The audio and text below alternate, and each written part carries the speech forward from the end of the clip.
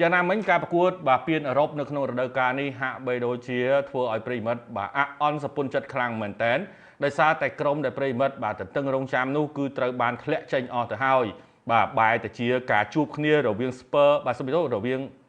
Paris ជាមួយនឹង Inter ទៅវិញបាទការប្រកួតនេះបើសិនជាយើងនិយាយថាបាន Arsenal ប៉ះជាមួយនឹង Barca ឬក៏ Paris ប៉ះជាមួយ Barca អីមើលទៅដូចជាគេហៅថាទន្ទ្រើបន្តិចណាបាទដល់ពេលមក Inter ប៉ះមួយ Paris ធ្វើឲ្យប្រិមិត្តយើងមើលទៅប្រហែលជាមិនមើលទេបាទខ្ញុំក៏ជឿជាក់ថាប្រហែលជាអ្នកគ្រប់គ្រងមិនមានច្រើនប្រមាណទេបាទព្រោះក្រុមសំណប់របស់ប្រិមិត្តនោះគឺធ្លាក់អស់ទៅហើយ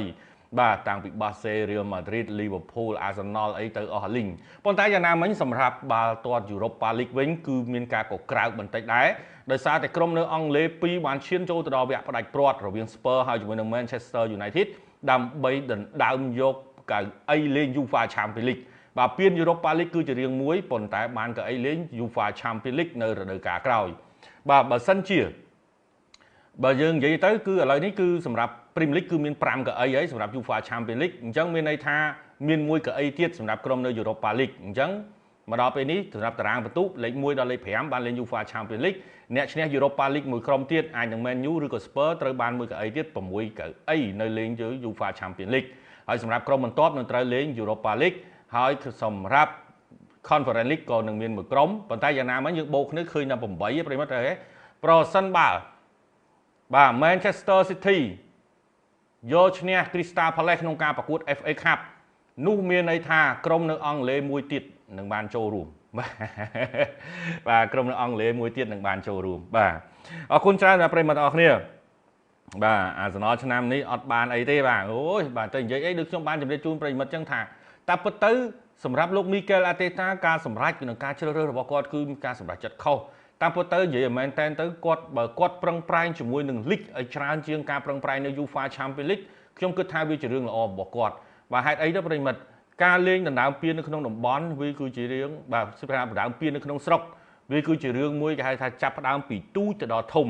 បាទការដណ្ដើមពាន UEFA Champions League មិនងាយស្រួលដូចអ្វីដែលគាត់គិតនោះទេប៉ុន្តែមករយៈចុងក្រោយមើលទៅលោក Mikel Arteta ហាក់បីដូចជាផ្ដោតទៅលើ UEFA Champions League ច្រើនជាងការប្រកួតនៅក្នុង League បាទបៀកតែជាមួយនឹងតាមនឹងនាំមុខបន្ទុក Liverpool ទៅហើយបែរទៅជាបាទស្មើចាញ់ធ្វើឲ្យ Liverpool នាំមុខដាច់បន្ទុកទៅហើយបាទយ៉ាងណាមិញនៅក្នុងរដូវកាលនេះគឺវារៀងសុទ្ធសោយអ្នកទស្សនាផ្ដាច់ប្រវត្តិយាយបាទរវាង Paris ជាមួយនឹង Inter បាទមិនមែនថាអត់មានអ្នកគ្រប់គ្រងទេប៉ុន្តែបាទសម្រាប់អ្នកគ្រប់គ្រងភាគច្រើនហ្នឹងគឺសំណប់ចិត្តហ្នឹងគឺមានដូចជា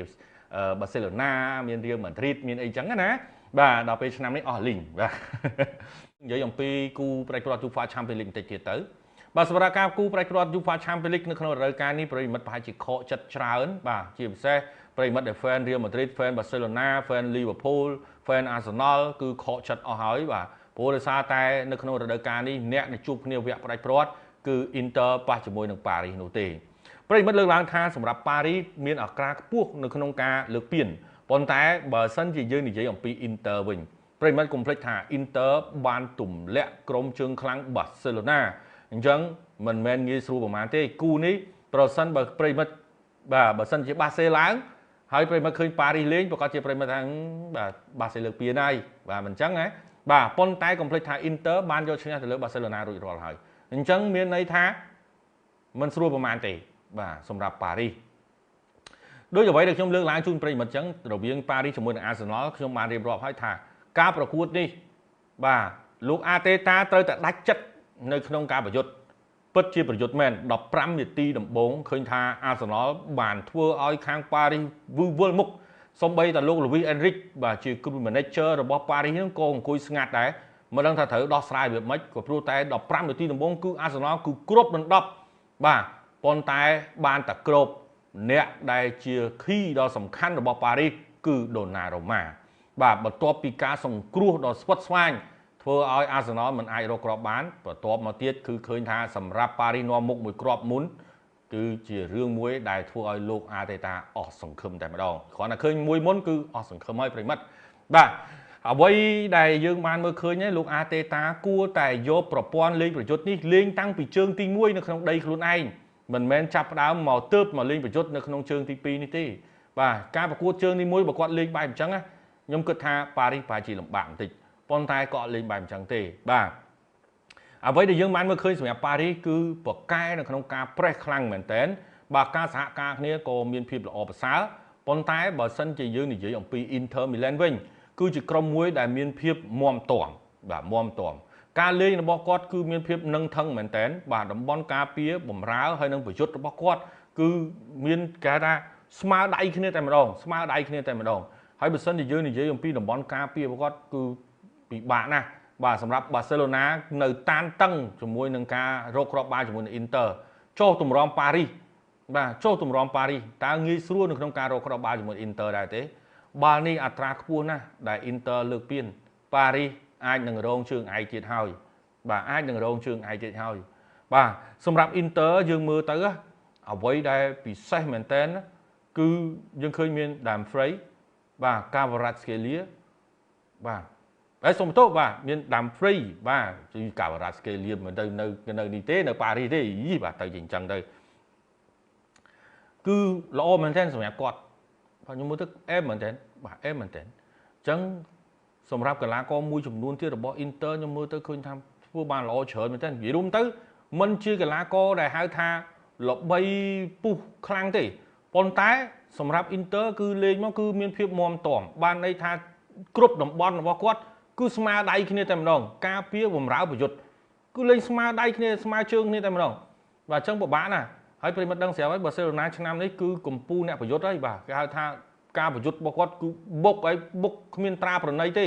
បាទប្រិមិត្តឃើញហើយបុកអត់ត្រាប្រណីហ្នឹង Inter បិទឡើងដូចព្យុះអញ្ចឹងមានន័យថាប៉ារីសទៅប៉ះជាមួយនឹង Inter តឹងទ្រូងបន្តិចហើយណាបាទតឹងទ្រូងតិចហើយបាទបាសេបើមានខូនឌីបាទដេលីវ៉ាន់ដូស្គីប្រហែលជាបានទៅ final បាទកន្លែងហ្នឹងគឺចំណែកបញ្ហាធំបាទបាសេណាដោយសារការនោះក៏អត់មានខូនឌីបើស្កានោះបើមានខូនឌី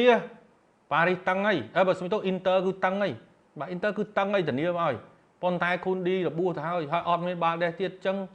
អត់មានតំបន់ជើងក្រោមទេប្រិមត្តឃើញហើយ2គ្រាប់ឲ្យ Inter ដាក់មុនទៀតទៅអញ្ចឹងរឿងរ៉ាវវាអញ្ចឹងបាទ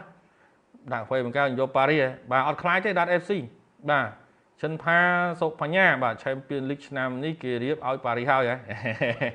បាទឲ្យតែរៀបឲ្យបាទកុំភ្លេចណា Manchester City ប្រឹងខ្លាំងណាស់រាប់សិបឆ្នាំបាទហើយបើយើងនិយាយទៅតម្រាំទៅបានពាននេះបាទ